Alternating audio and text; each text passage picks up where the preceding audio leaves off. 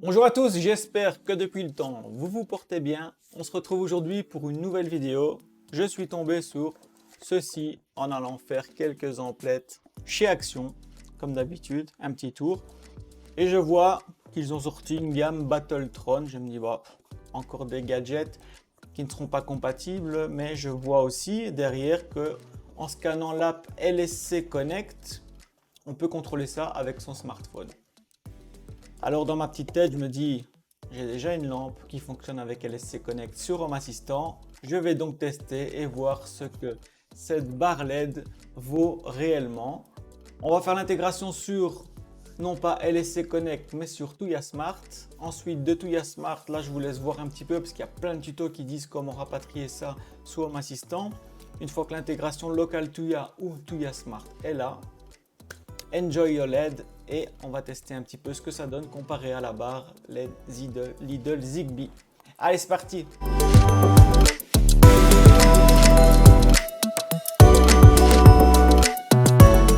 Au niveau de l'unboxing, que va-t-on retrouver? On va retrouver la barre LED en elle-même. Donc si les dimensions sont incluses, 25 cm. 25 cm, donc on est sur quelque chose de traditionnel. La barre LED Lidl est exactement pareil. Je me retourne pour la voir parce qu'elle s'allume ici derrière moi en bleu. La différence, c'est que celle de Lidl est complètement carrée et ici, on a un petit style qui va vous rappeler sans doute Philips, puisqu'on a quelque chose d'arrondi. À l'arrière, c'est un plastique assez doux, caoutchouteux. Donc au niveau du toucher, le ressenti est plutôt bon. Le câble n'est pas trop court.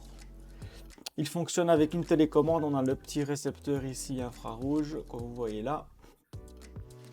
Branchement USB en 5 volts, 3M derrière. Possibilité de l'allumer via le bouton ici aussi. Et alors l'appairage va se faire aussi avec ce bouton pour faire le reset. En plus de ça, on retrouve dans la boîte la fameuse télécommande. Donc ça, c'est une télécommande infrarouge. Si vous avez un Broadlink, un RM Mini ou un autre RM, vous pouvez contrôler votre barre LED avec. Donc j'ai fait plusieurs tutos là-dessus. Regardez, j'ai des spots dans le bureau ici au-dessus que je contrôle grâce à ça. Alors on a un support qui est un petit peu lesté. Donc ceci il est un petit peu lourd avec une partie en mousse où la barre va venir vraiment se mettre comme ceci. Et alors on a un autre support là avec du 3M, un petit trou au milieu sans doute pour le fixer au mur ou au plafond. Alors vous allez pouvoir utiliser votre barre dans l'autre sens. Donc ça c'est toujours sympa si on veut le fixer. Je trouvais que l'idée elle était plutôt bonne. Tout est intégré avec télécommande.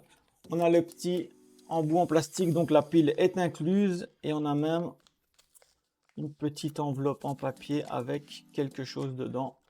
Surprise made in action. Eh bien, on a une vis, une clé Allen et un caoutchouc. Donc je suppose que ça va être pour la fixation aussi. Du petit.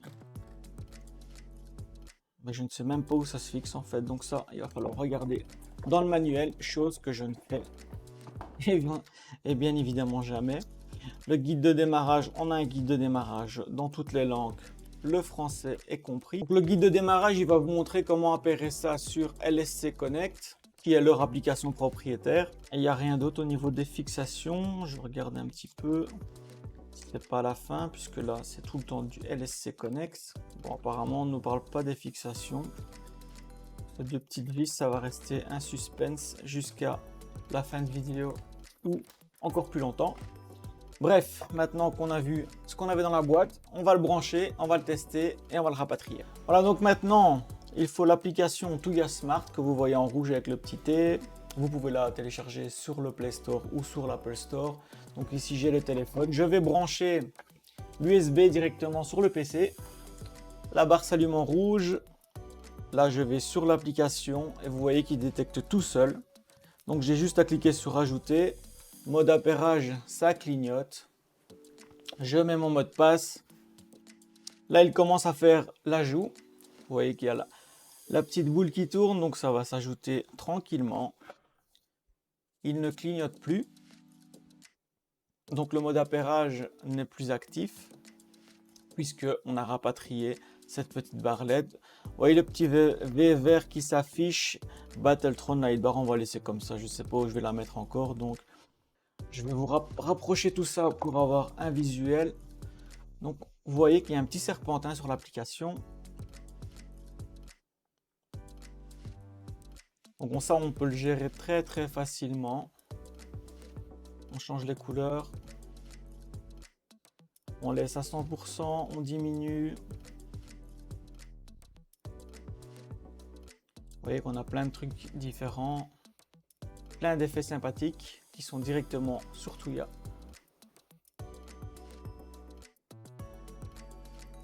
Donc là, pour le coup, Axon, ils ont vraiment pas mal joué parce que on a vraiment plein d'effets qui sont bien foutus.